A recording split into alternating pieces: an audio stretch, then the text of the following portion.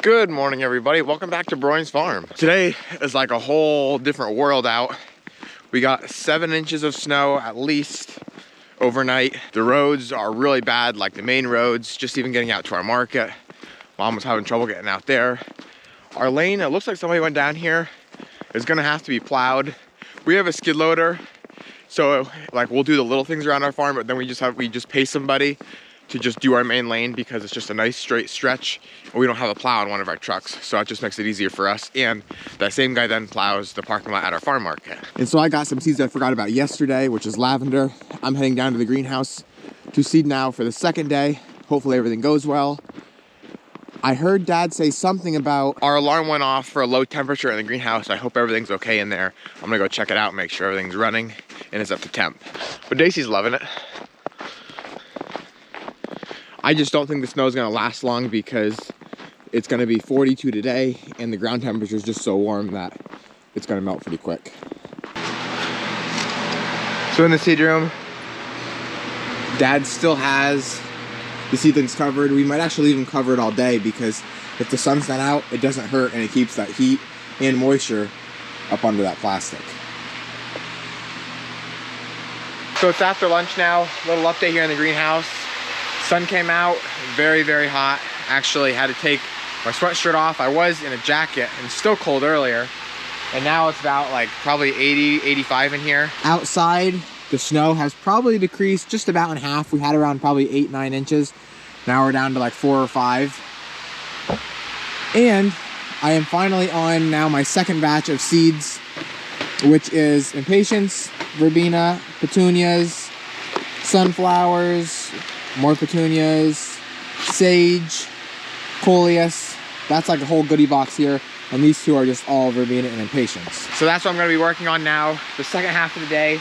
I'm gonna be down here alone, so I don't know if I'm gonna finish all of that. But once I get done with that lot of seeds there, I'll finally be caught up because I was like 3 or 4 days behind and well, I was getting a little bit nervous. Now that we've been doing this now for a couple of years, we're starting to catch on to what people like, what they don't like.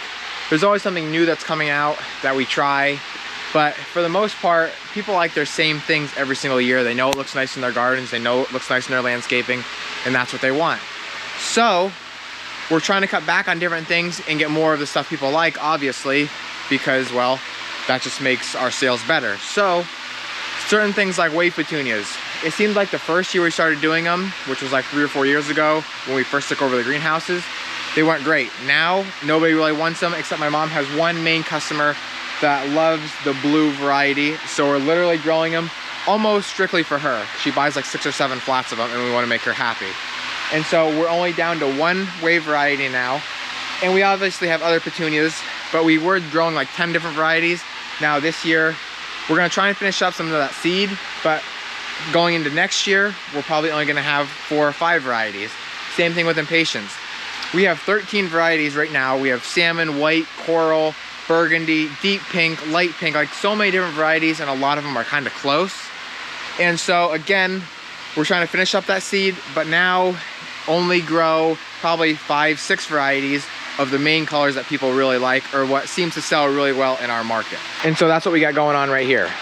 For our main petunias, the 5 or 6 varieties that my mom and dad just picked out are Rose Morning, Dreams White, Dreams Mix, Dreams Red, Dreams Midnight. This is the wave. And I think there's 1 or 2 other ones in there that I gotta pick out yet. And so to start this whole thing off, we need to come here to the thermal printer. Get rid of the begonias I was doing earlier. And put down petunia. We'll start with Merlin Rose Morning. Merlin Rose. I'll put Morn. Done. And a really nice thing that my mom did yesterday for me that I didn't know I could do was have the date underneath. Last year I would write the date by hand in marker underneath every single one, but now that makes my life so much easier. So then I'll come grab my clean 512 seed trays and I'll get this thing stuck on there. What we used to do like 2 years ago was we would take a tag and we'd actually physically staple it on here. That's why there's these holes in here. And I don't know, I think it was my idea, but I could be wrong. It could have been Mom's idea. Anyway, I was like, why not just do this? Saves the life of the tray, and we can just rip this off easily at the end of the season instead of taking a pair of like needle nose pliers and trying to pull that staple out of there. And so that just makes it so much easier. And you can get different grades of these. They're at Staples. I'm pretty sure where Mom picked them up. You can get them anywhere from like $50 to like $150. This is one of the cheaper ones just because it's sitting outside here in the greenhouse all season long. But then we have one of the expensive ones at our farm market, and they just have more options, like different kind of labeling and different fancy lettering, all that kind of stuff. Also, another thing one of you guys or girls asked in the comments was, how do we hang our hanging baskets in these greenhouses? Basically, this is it right here. We have our water lines hanging down from the top. That's the main line where all these drippers are tapped into. And then we have these hooks up high when we can't reach them. So we can just basically take one hand, click it in that hook right there and keep going. Or if it's down low here on the side, we'll just hang it right on this pole right here. And so that's basically it. We used to double hang them. Actually, we didn't, Dave did. But we found that having a little bit more spacing in between each of the hanging baskets allowed them to breathe more, and we just think they did better. Okay, so I got my tags on my 512 seed trays. This is specifically Verbena, Obsession-Eyed Mix. I've got my Pro Mix FPX biofungicide soil here. Soil, dirt, whatever you want to call it. I call it both, depending on how I'm feeling. And so this is going to be a 3/4 tray. So I'm not going to fill up the entire tray because then it's just more dirt. It's more we're going to water that's, you know, not going to be needed.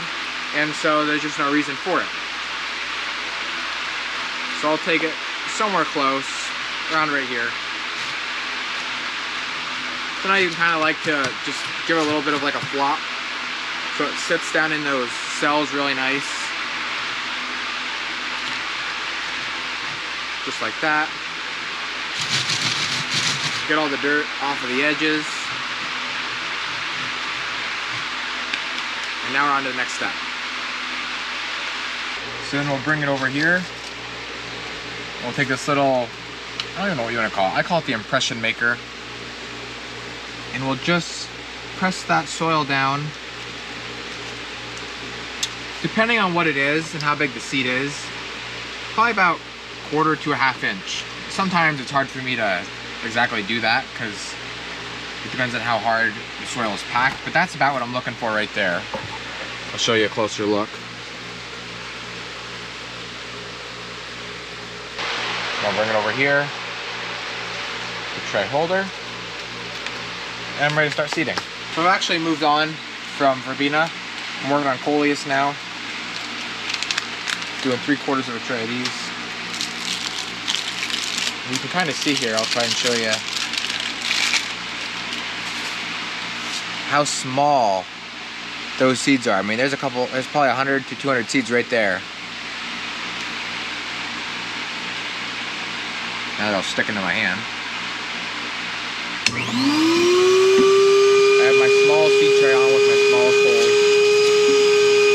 And I'll shake that around. Try and fill up all those holes.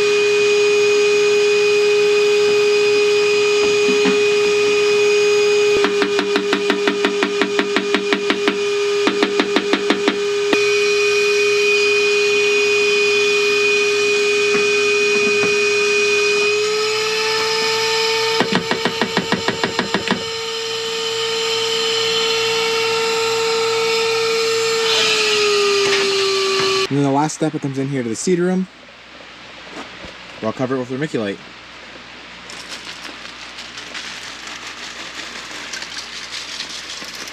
Now this is Coleus, so it doesn't get covered very heavy.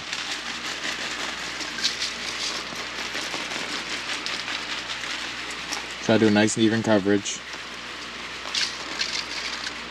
That looks pretty good right there. Maybe a little bit here in this corner.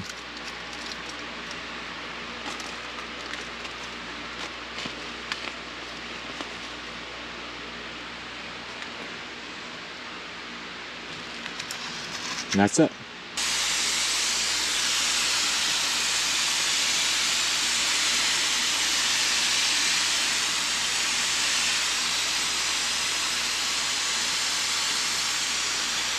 All right, seeding's done. Finish off the day.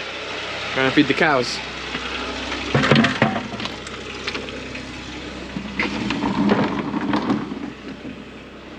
Huh, no kitties.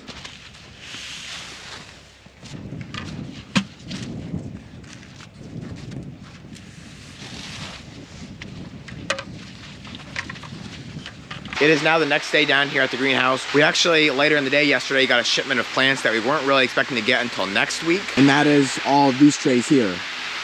Coleus, fuchsias, all sorts of calibracopa. Over here we have some begonias, impatiens. And I guess my mom was looking over our order list and she said that we got quite a few flats that either we didn't order or didn't want or something of that sort. So now she's got to contact the company and, you know, see if we can get these sent back. And also, I guess we're missing some of the other flats we were supposed to get. So I don't know if we got somebody else's order or what happened, but now my mom's got to try and get that figured out. But sometimes the plants come in and they're really ugly. They're tipped out, you know, they're all messed up, but they look very nice, which is good. And it's very important now to keep them watered because this big of a plant and that little tiny of a cell seems to dry out really fast. So I'm keeping a close eye on them. Mom actually started planting some of our zonal geraniums in the 4.5-inch pots yesterday, so that's kind of exciting. And then another exciting thing is that here in the seed room, when I was taking off the plastic coverings that we put over them overnight, I was noticing that we have some of our geraniums coming up. These are the seed geraniums. They're actually coming up even more in the last hour that I've been here. So that's the first thing coming up. I actually got a little bit to water. I don't know if you can see this through the camera, but that last row there towards the wall or towards the plastic is very light colored, which meaning it needs some water. We don't want to overwater stuff, but a lot of seedlings like to be pretty heavily watered until they germinate. And so right now it's crucial. If you don't get that watered, well, the seed's just gonna basically die and nothing's ever gonna come up. I'll start out kind of far away until that vermiculite gets a little bit damp so it stays put, and then I'll get a little bit closer and direct it a little more. If the whole flat doesn't need water, I'm not going to water it. There's no point in overwatering something. One of you guys or girls asked in the comments what that little yellow vermiculite stuff does on top. Well, that basically acts as a covering for the seed instead of using dirt, and it soaks up the moisture better. It's basically like a little sponge. And so it keeps it a lot wetter and a lot more moist in that soil for a longer period of time rather than just plain bare soil would. Now, like I said, some seeds like to be covered differently. Some seeds don't like to be covered at all. And so that's why we have a whole list out there of what seeds take how much soil on top of them. Like I said, for one, I know begonias don't get covered at all. And certain things I can see here, like the pansies and the geraniums, like to be covered heavy. Now let's look at the dianthus here. That kind of likes like a medium covering. You can still see the cells in between, but it's got a decent, nice, even covering. But like I said, back here, the geraniums, they're covered pretty heavy. They were covered so heavy you couldn't see the cells at all, but now they're kind of poking through after we started to water. Alrighty, that's a wrap for today. As always, thank you guys for watching, and always remember it ain't much, but it's honest work.